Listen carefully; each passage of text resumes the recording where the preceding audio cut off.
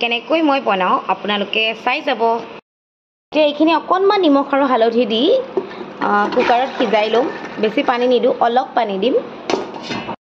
কেৰাহীখনত অলপমান তেল দি ল'লোঁ। তাৰপাছত দি লৈছোঁ কেইটামান ক'লা জিৰা। তেলত দি ল'ম দুটা পিঁয়াজ এনেকৈ সৰু সৰুকৈ কাটি, আৰু পিঁয়াজখিনি অকণমান ব্ৰাউন কালাৰ নোহোৱালৈকে ভাজি থাকিব লাগিব। ইয়াত পিঁয়াজখিনি ধুনীয়াকৈ ব্ৰাউন কালাৰ হৈ গ'ল। এতিয়া মই ইয়াত অলপমান নহৰু থেতালি লৈছোঁ, এইখিনি দি দিলোঁ। নহৰুখিনিও ধুনীয়াকৈ পিঁয়াজৰ লগত এনেকৈ ভাজি ল'লোঁ। তাৰপিছত আমি তেলত দিম অলপমান জিৰা গুড়ি 2 চামুচ। তাৰপাছত হালধি যিহেতুকে সিজাওঁতে দিছিলোঁ, গতিকে এতিয়া অকণমান কমাই দিম। তাৰপাছত দিম জলকীয়া গুড়ি। মই জলকীয়া গুড়ি অলপমান বেছিকৈ দিছোঁ, যিহেতুকে আমি বেছি খাওঁ। যোনে কম খাই কমকৈ দিলেও হ'ব। এতিয়া এইখিনি ধুনীয়াকৈ মিক্স কৰি লওঁ। অকণমান সময় এনেকৈ মছলাখিনি মিক্স হ'বলৈ দিব লাগিব।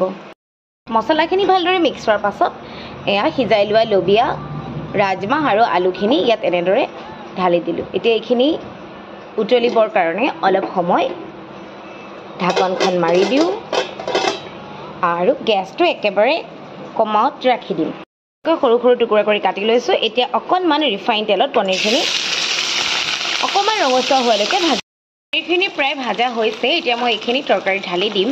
পনীৰখিনি এনেকৈ ঢালি ল'লোঁ ইয়াত ভাজাৰ পাছত। এতিয়া এইখিনি ভালদৰে অলপ সময় উতলিবলৈ দিওঁ আৰু আকৌ পুনৰাই ঢাকনাখন মাৰি দিওঁ। এতিয়া হৈয়ে গৈছে প্ৰায়। হোৱাৰ শেষত আমি অকণমান ইলাচি আৰু ডালচেনি গুড়ি এনেকৈ ওপৰত দি দিম। কোনোবাই দিবও পাৰে, নিদিবও পাৰে, বাট দিলে কিন্তু স্মেলটো বহুত ধুনীয়া হয়, খাবলৈও সোৱাদ লগা হয়। ৰেডি হৈ গ'ল মোৰ লবিয়া, ৰাজমাহ, আলু, পনীৰ মিক্স তৰকাৰী। আৰু এয়া আমি পোলাও, পৰাঠা, ভাত চবৰে লগতে খাব পাৰিম।